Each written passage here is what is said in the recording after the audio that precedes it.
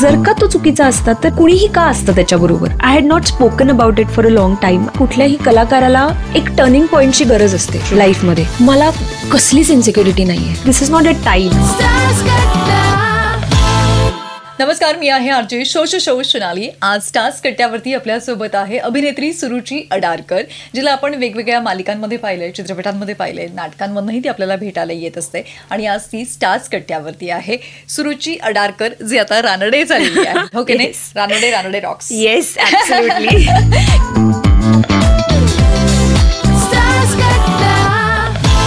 कसं वाटतंय? खूप मस्त. काय चालू आहे आयुष्यात ते? खरं सांगू तर बरंच काही चालू आहे आणि त्यात तसा छान पीसफुल एक कामनेस आलाय. आणि आपण जसं म्हणतो की आपल्या आयुष्यात आपण एक एक स्टेज पुढे जसं जातो तसे शांत होत जातो कदाचित, किंवा अजून जास्त एक मॅच्युरिटी येत जाते, ग्रो होत जातो. तसं लिटरली मला ती ग्रोथ दिसतीये, मी अनुभवतीये, and I am very happy.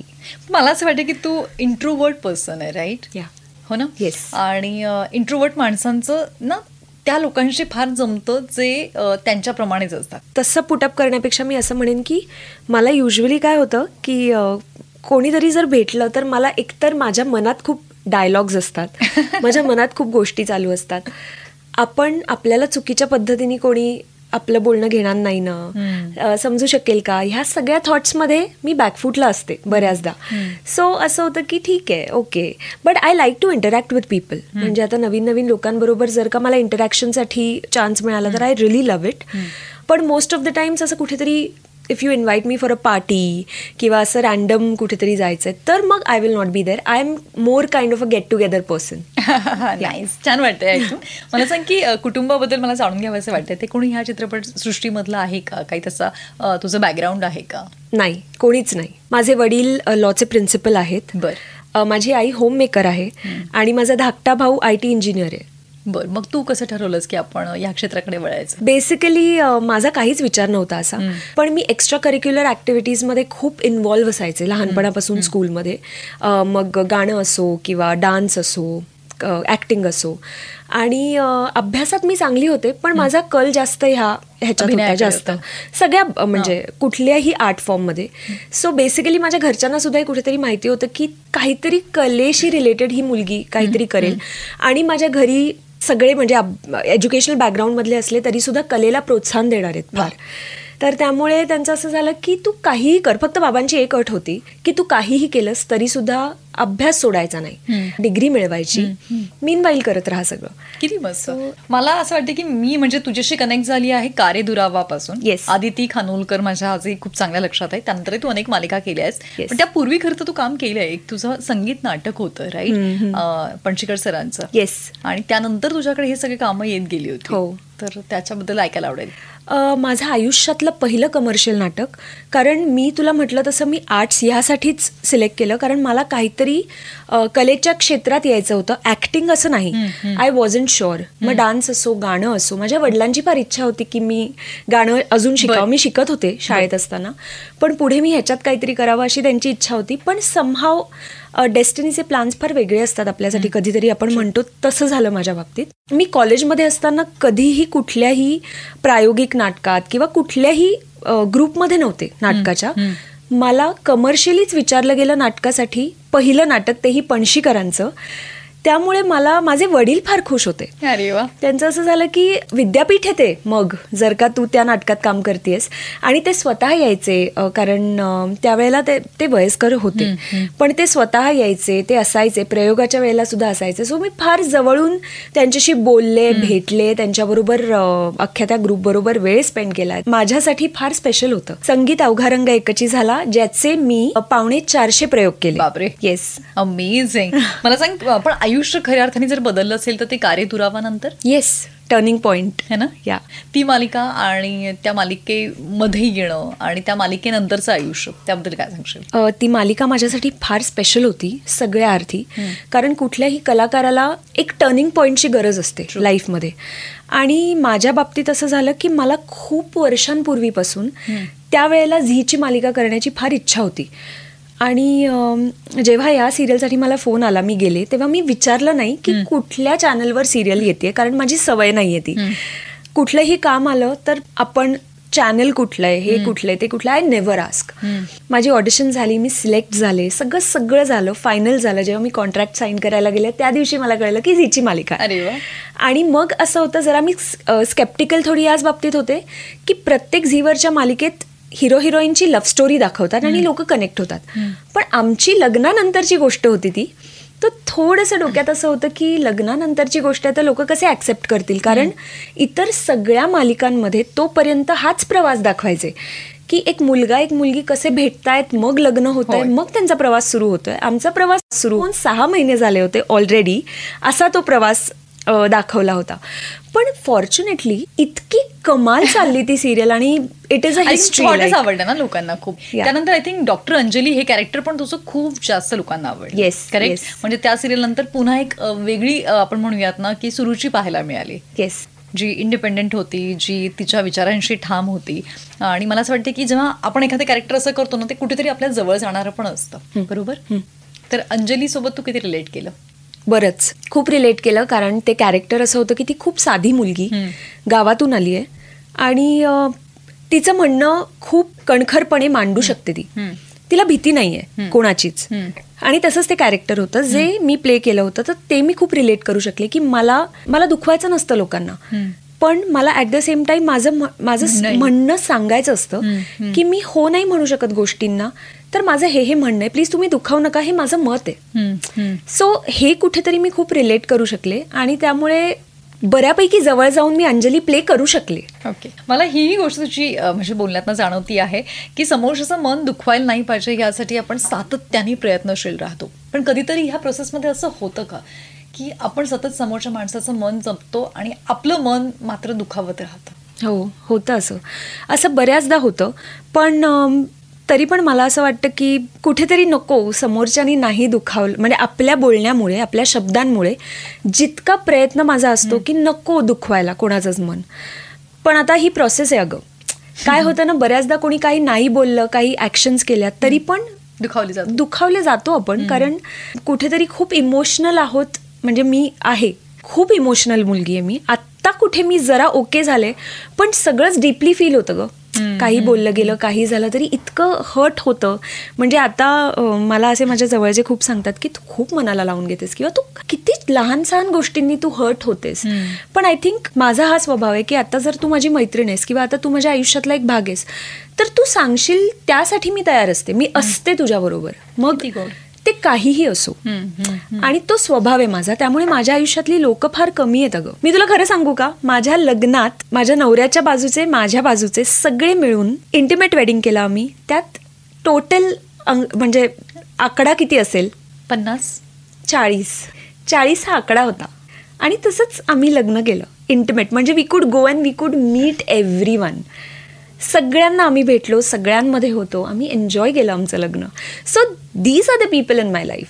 किती गोड. आता तू लग्नाचा विषय काढला आणि तुझं एक नाटक सुद्धा सुरू आहे, ज्याची त्याची लव्ह स्टोरी, तिकडे सुद्धा आपण वळणार आहोत. पण बिफोर दॅट तुझ्या आणि पियुषच्या लव्ह स्टोरीकडे मला वळायला आवडेल. त्याच्याबद्दल सांग की ह्या नात्याची सुरुवात कशी झाली, केव्हा झाली? सो आम्ही काम जेव्हा करत होतो तेव्हा आमचं असं काहीच नव्हतं ॲब्सोल्युटली. आम्ही 1-1.5 वर्ष काम केलं ऑलमोस्ट. आणि त्यानंतर आमची खूप चांगली मैत्री होती, फक्त दोघांची नाही, पण आम्ही सगळेच सेम एज ग्रुपचे होतो. त्यामुळे आमच्यात खूप छान, आजही आमचा ग्रुप आहे आणि तो. सो आमच्यात खूप छान मैत्री झाली. आणि त्यानंतर मग सिरियल बंद झाल्यानंतर ग्रुप होताच आमचा, पण आमचं असं स्पेसिफिकली बोलणं होतंय असं काहीच नव्हतं. मला आठवतंय की सिरियल संपल्यानंतर 1-2 वर्षांनी आम्ही कनेक्ट झालो आणि मग त्याच्यानंतर आमची मैत्री अजून छान होत गेली आणि प्रपोज कोणीच कोणाला गेलं नाही. पण आफ्टर पॉइंट म्युच्युअल, हा म्हणजे ते कळतं की ओके आपल्याला फिलिंग्स आहेत एकमेकांसाठी. आणि त्यानंतर सुद्धा आम्ही बराच वेळ घेतला, 3-1 वर्षांचा आम्ही वेळ घेतला आमच्यासाठी. आणि मग असं ठरलं की okay now we are ready आणि आता आपण आपल्या फॅमिलीजला सांगू शकतो. सो आम्ही सगळ्यात पहिले आमच्या फॅमिलीजला सांगितलं आणि मग फ्रेंड्सला सांगितलं. So I think this is it. म्हणजे लव्ह स्टोरी अशी काहीच नाही आहे, खूप सिम्पल साधी. पण दोघांनाही गरज होती की रादर त्याला जास्त माझ्यापेक्षा कोणीतरी समजून घेण्याची, कारण he was going through a very bad phase of his life.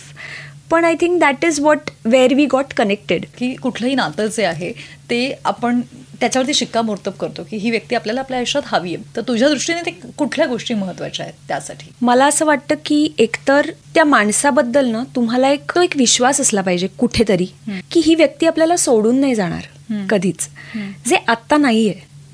आत्ताच्या जगात प्रॉब्लेम असा होतो की रील 1 सेकंदावर पोहोचलंय बघ, एवढेच पेशन्स उरलेत लोकांचे. सो जर त्या माणसात तो पेशन्स आहे तुमच्यावर वर्क करण्याचा, कारण आता ना आपल्या आजूबाजूला कुठलंही नातं असो, फक्त नवरा बायकोचं नाही, मित्रमैत्रिणींचं असो किंवा ॲक्वेंटन्सेस असो, कुणीही असो, एफर्ट्स घ्यायला तयारच नसतं अगं कोणी.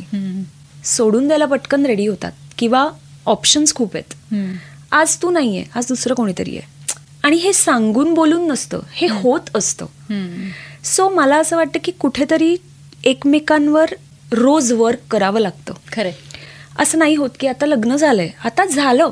इनफॅक्ट रोज तुम्ही आता एकमेकांबद्दल जर का काही कोणाला रुसवा आला, राग आला, तर समोरच्यात ते पेशन्स असावे की ओके ठीक आहे. आणि माझ्यात खूप पेशन्स आहे. म्हणजे माझ्या आजूबाजूची लोक लिटरली मला असं म्हणतात की मला आता आम्हाला खूप राग येतो तुझ्यावर, की एवढे पेशन्स नसतात कोणात. पण आय डोंट नो, थँकफुली माझ्यात ते पेशन्स आहेत आणि मला आवडतं. कारण मला असं होतं की एखाद्या व्यक्तीत काहीतरी निगेटिव्ह पॉईंट्स आहेत जे आपल्यातही आहेत, म्हणजे एव्हरीबडी हॅज इट. सो त्या गोष्टीमुळे कोणाला तरी सोडून देणं हे पुस्तकी वाटतं, मी बोलते ते, पण नाही, हे खरं आहे की मी ना एफर्ट्स घ्यायला रेडी असते, खूप रेडी असते की ओके हा इश्यू आहे ना, चल आपण एकत्र करू. माझं हे म्हणणं नसतं की तुझं तू बघ, सॉल्व्ह कर, पण हा सॉल्व्ह झाला पाहिजे. माझं होतं असं की ठीक आहे चल आपण करूया ना सॉल्व्ह, काहीच प्रॉब्लेम नाही. हे जेव्हा कोणीतरी आपल्यासाठी म्हणतं ना, तेव्हा आपल्याला हा कॉन्फिडन्स येतो की ओके आपण करू शकतो, हे होऊ शकतं. So I think that is me. आणि त्याच्या बाबतीत मी पण हेच बघितलं की तो सोडून देण्यापैकी नाहीये, म्हणजे तो इझिली सोडून नाही देत गोष्टी. काहीही झालं तरी नाही आपण वर्क करू. मग त्याच्यासाठी आम्ही भांडू, प्रेमाने बोलू, चिडू, जे काही असेल, पण at the end of the day we are on the same page. So that is where it works, I believe, and it worked. किती जसं तू म्हणालीस की तुमच्या लग्नामध्ये अगदी मोजकी माणसं होती, 40 लोकांचा तिथे सहभाग होता. आपल्या आयुष्यामध्ये ना ही आपली माणसं असतात, पण काही माणसं अशी असतात ज्यांना आपण सहभागी नाही करायचं ठरवलं तरी ती होतात. आणि जेव्हा तुम्ही पब्लिक फिगर असतात तर सगळेच आपल्याबद्दल नाही चांगला विचार करत. तर मला असं वाटतं की जो तुझ्या आयुष्यातला अतिशय आनंदाचा क्षण होता लग्नाचा, त्याच्यानंतरचा पिरियड हा तुमच्यासाठी थोडा डिफिकल्ट होता, कारण की लोकांनी ज्या पद्धतीने तुमच्या लग्नाबद्दल बोलत होते. सो जसं तू म्हणालीस की मला छोट्या छोट्या गोष्टींचा खूप त्रास होतो, जवळची माणसं बोलली तर, आणि कुणीतरी आपल्या आयुष्यातल्या इतक्या चांगल्या आनंदाच्या क्षणी आपल्याला बोलतायत, तुमच्या रिलेशनशिपबद्दल प्रश्न उपस्थित झाले होते, तर त्या सिच्युएशनला कसं हँडल केलं? मला हे एक्सपेक्टेड होतं, कारण काय आहे ना, आजपर्यंत पियुष कोणापर्यंत माणूस म्हणून पोहोचलाच नाहीये, कारण तो बोलत नाही, तो बोलतच नाही. म्हणजे आमच्या रिलेशनशिपमध्ये पण इनिशियली मला त्याला खूप गोष्टी विचाराव्या लागायच्या, मी त्याच्याशी बोलायचे, मी त्याच्याशी संवाद साधायचे, तर त्याला बोलण्याची सवय मी लावली. कारण आपण बोलल्यानंतर कोणीतरी ॲक्सेप्ट करेल किंवा नाही झालं तर काय होईल या विचाराने कदाचित असेल, पण तो नाही बोलायचा. पण इनिशियली तसं झालं की मी त्याला बोलतं केलं त्या बाबतीत. त्यानंतर मला माहित होतं की तो पोहोचलेलाच नाहीये कोणापर्यंत, त्यामुळे लोक हल्ली तसेही जजमेंटल झालेले आहेत, ज्याचं मला वाईट नाही वाटत कधीच. पण मला हे माहिती होतं की कोणीतरी स्ट्रॉंग राहणं is very important, which I am. आणि मला माझ्या डिसिजन्सवर खूप भरोसा असतो, कारण मी केल्यानंतर विचार नाही करत, मी करण्याआधी विचार करते. So with everything I had accepted that person. आणि माणूस म्हणून जर का तो चुकीचा असता तर कुणीही का असतं त्याच्याबरोबर, हा एक थॉट होताच ना माझ्या डोक्यात. तर मी त्याला पूर्ण ॲक्सेप्ट केलं होतं जसा तो आहे, ज्या सकट तो आहे. आणि जर त्याच्या आयुष्यात काहीतरी घडलंय तर त्याचे रिपकेशन्स त्याला जास्त जाणवलेत त्या रिलेशनशिपमध्ये. तर त्यामुळे मला बोलणं किंवा कुणालाही बोलणं फार सोपं आहे. पास्ट इज पास्ट आणि कुणीही चुकीचं नसतं. कुठल्याही रिलेशनशिपमध्ये कोणाची चूक आहे हे नसतंच. It is all about the situation. दोघं असं पण असतं ना की दोघं खूप चांगली आहेत पण त्यांचं नाही पटत आहे एकमेकांबरोबर, मग त्यांनी अट्टाहासाने काय एकत्र राहावं? फक्त समाजात तुम्ही एकत्र आहात म्हणून आता तुम्ही एकत्रच राहा, तुमचं नाही पटत आहे, नाही, असं नाहीये. सो मला असं वाटतं की ब्रेव आहेत ती लोक की जी खरंच वेगळं होण्याचा पण डिसिजन घेऊ शकतात त्यावेळेला. नाहीतर बऱ्याच जण वर्ष निघून गेल्यानंतर मागे वळून बघताना त्यांना असं वाटतं खूप कपल्सला की रिझन्स आहेत. आज आपण मुलासाठी एकत्र राहिलो, आज आपण समाजासाठी एकत्र राहिलो, आपण आपलं आयुष्य जगलोय का? तर नाही जगलो. का? कारण हे सगळं बर्डन होतं. पण मग मला असं वाटतं की इट इज रिली ब्रेव्ह की हे डिसिजन घेऊन तुम्ही बाजूला झालात, एकमेकांना त्रास नाही दिलात झाला म्हणजे त्या गोष्टीमुळे. त्यामुळे मी सगळं ऍक्सेप्ट केलं होतं आणि मला हे अपेक्षित होतं की लोकांना हे वाटणार, लोक बोलणार. मला खूप वाईट वाटत होतं तेव्हा. म्हणजे मीडियामधली आहे मी आणि मला माहिती की मीडियाला लोकांपर्यंत पोहोचवण्यासाठी काय टॅक्टिक्स वापराव्या लागतात, पण कुठेतरी हे खटकत होतं की नको ना. हे बघ, मी खरं सांगू का, असा विचार झाला होता आधी की काय करायचं हे, कारण आम्ही कोणालाच सांगितलं नव्हतं. आम्ही आमच्या जवळच्या लोकांना माहीत होतं सगळ्या. ह्याची चर्चा मला होऊ द्यायची नव्हती याच्या आधी आणि त्यालाही. तर त्यामुळे आम्ही असं ठरवलं होतं की लग्नाच्या दिवशी हे टाकायचं. हाही विचार झाला की ते टाकायचं की नाही टाकायचं. पण आमच्या दोघांचंही म्हणणं होतं की आपल्या आयुष्यातली सगळ्यात महत्त्वाची घटना ही लोकांपर्यंत रिस्पेक्टफुलीच पोहोचली पाहिजे. उद्या काय आहे ना की लोकांना कळतं आणि मग ते बोलायला लागतात की अरे हे झालंय का, मग हे का झालंय, कसं झालंय, मग त्याच्यावर एक 10 एनर्जीज लागतात. त्याच्यापेक्षा हे असं आहे, तुम्हाला बोलायचंय तुम्ही बोला, तुम्हाला नाही बोलायचं तुम्ही नका बोलू. खूप लोक बरंच काय काय बोलले. आजही काही लोक बोलतात. आपल्याला आत्ता काही कोणाला प्रूव्ह करायची गरज नाहीये. आपली माणसं सगळी आपल्यासोबत आहेत. माझ्या आई वडिलांचा सगळ्यात मोठा सपोर्ट होता यात. म्हणजे मला खूप कौतुक वाटतं या गोष्टीचं. पण त्यांनी खूप भरभरून सपोर्ट दिला. म्हणजे फ्रेंड्स होतेच, प्रश्नच नाही. आणि त्याच्यानंतर माझं असं झालं की इट्स ओके, हे तुमचं मत आहे. मी नाही अफेक्ट होऊ दिलं ना स्वतःला ना त्याला. कारण मी म्हटलं तसं कोणीतरी स्ट्रॉंग राहणं फार गरजेचं होतं. आणि मी तेच म्हटलं की ही फेज आपल्या आयुष्यात पुन्हा येणार नाही आणि आपण ती त्या लोकांना खराब करू द्यायची ज्यांना आपण बघितलंच नाहीये, ज्यांचे चेहरे, ज्यांच्यात ही हिंमत नाही की ते स्वतःचे चेहरे ठेवतील आणि आपल्याला मेसेज करतील. भलतं काहीतरी चित्र ठेवलंय, फॉलोअर्सच ज्यांना नाहीये, नवीन पेजेस ओपन केलेत, अशा ह्याच्यावरून जर मेसेजेस येत आहेत तर मग मला असं वाटतं की ओके, तुम्ही जर तुमच्यात ही हिंमत नाही की तुम्ही समोर येऊन बोलू शकता आणि मी समोर गेले तर तुम्ही बोलणार नाही, ही जर हिंमत नाहीये तर मग त्या लोकांना मी काय इम्पॉर्टन्स देऊ माझ्या आयुष्यातल्या एवढ्या मोठ्या घटनेनंतर. And which is a very special one. True. आणि मला असं वाटतं की ह्याचं ठाम राहणं फार आवश्यक असतं. आपण जेव्हा रिलेशनशिपमध्ये असतो आणि जेव्हा आपल्याला कळतं की आपल्या पार्टनरचे याच्या आधीचे 2 पार्टनर होते, तर कधीतरी असं वाटतं का, एक इन्सिक्युरिटी येते का मनामध्ये की इन केस उद्या जर त्यांच्यापैकी कोणी त्यांना कॅज्युअली जरी भेटलं, बोललं, तरी मनात असं काही वाटतं का? म्हणजे एक स्त्री म्हणून मी विचारते, कारण की आपल्या कुठल्याही स्त्रीला ना कुठली आपली जवळची जी गोष्ट असते ना ती कधी शेअर करावीशी वाटत नाही. तर त्या बाबतीत कधी मनात विचार येतो का असा? मला कसलीच इन्सिक्युरिटी नाही आहे आणि मी खूप मनापासून सांगते हे, मला जराही मनात थॉट नाही आहे. आणि आय थिंक आमच्या रिलेशनशिपमध्ये सगळ्यात बेस्ट गोष्ट ही आहे की आम्ही खूप छान फ्रेंड्स आहोत. मला माहिती आहे की उद्या तो ह्याच इंडस्ट्रीत काम करणार आहे आणि बरीच लोक समोर येणार आहेत, तो काम करणार आहे. पण काय हरकत आहे, ते नाही पटलं ना म्हणून असं झालं किंवा नाही जमलं म्हणून असं झालं. पण आपण माणूस म्हणून ना खूप मच्युअर असतो अगं. त्यावेळेला जेव्हा आपण सेपरेट झालो तेव्हा आपण खूप वेगळ्या पोझिशन्सला होतो आयुष्यात, एका वेगळ्या सिच्युएशन्समध्ये होतो. आणि जेव्हा आपण 4 वर्षांनी भेटतो तेव्हा तू एका वेगळ्या सिच्युएशनमध्ये आणि एका वेगळ्या, तू तुझं लाईफ जगत असते, मी माझं लाईफ जगत असते. सो आय थिंक हे ॲड ऑन्स असतात, ही ग्रोथ असते आपापली. आणि मला असं वाटतं की त्या बाबतीत आम्ही दोघंही खूप सिमिलर असल्यामुळे दोघांनाही कसलीच इन्सिक्युरिटी नाहीये कुठल्याच गोष्टीच्या बाबतीत, खरंच नाहीये, सिरियसली. आणि म्हणून मी म्हणते ना, म्हणून आम्ही एकत्र येण्याचं डिसिजन का घेतलं, कारण ही जर गोष्ट जरा पण असेल ना, जी असू शकते, पॉझिटिव्ह आम्ही होतो एकमेकांबद्दल, पण ते गमतीत असतं किंवा ते तेवढ्या पुरतंच असतं, ते प्रोलॉंग नाही करत आम्ही. तू जो मुद्दा सांगितलंस ना त्या बाबतीत मला अजिबात इन्सिक्युरिटी नाही आणि त्याला सुद्धा म्हणजे तसं काहीच नाहीये.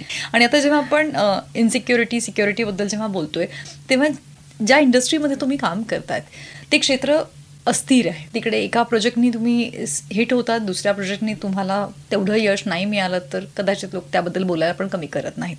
तर कामाच्या बाबतीत कसा विचार करते की जेव्हा तुझ्याकडे तुझ्या मनासारखं काम येत नाही तेव्हा त्यावेळेस तू तुझा वेळ कशा पद्धतीने युटिलाइज करते, त्यावेळेत तू काय करतेस जेणेकरून तुझी मेंटल हेल्थ तुला जपता येईल?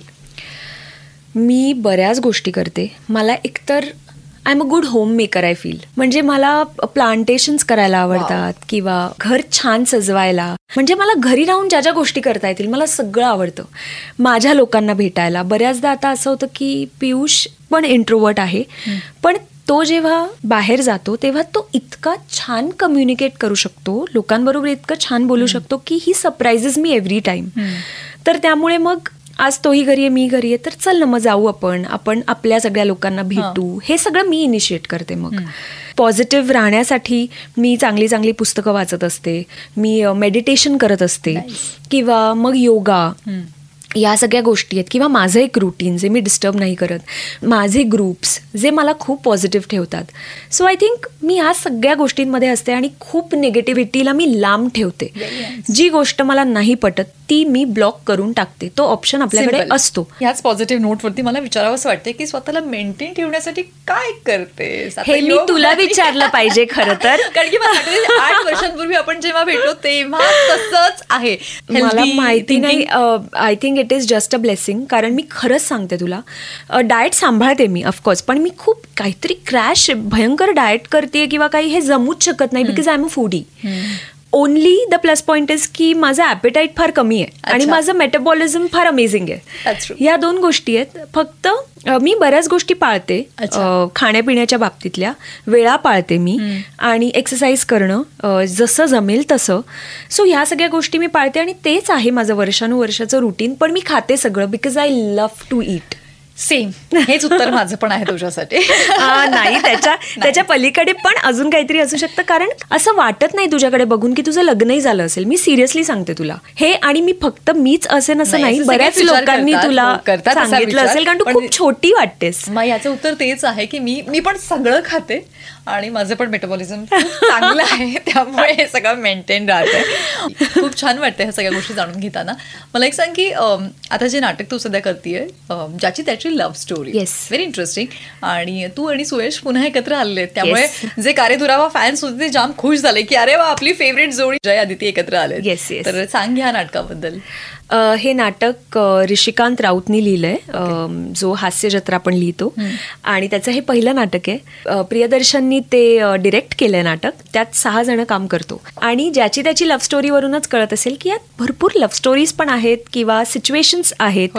बेसिकली जे आत्ता आपण आपल्या आसपास जे बघतो ते नाटक बघितल्यानंतर तुम्ही कुठल्या ना कुठल्या पात्राशी रिलेट कराल, सिच्युएशनशी रिलेट कराल, कुठलंही तुमचं एज ग्रुप असो. इतकं रिलेटेबल ते केलंय. प्रियदर्शननी खूप छान बसवलंय आणि मुळात तो इतका अमेझिंग ऍक्टर आहे की त्यामुळे मजा येते आम्हाला काम करायला फार.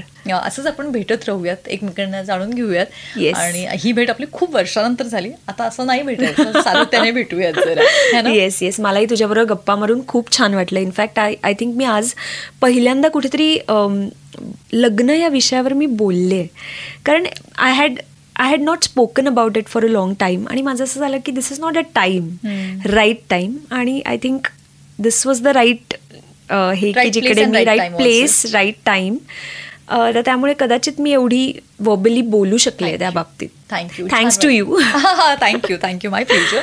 छान वाटलं आणि पुढच्या प्रोजेक्टसाठी शुभेच्छा. लवकरच भेटूयात. Thank you so much.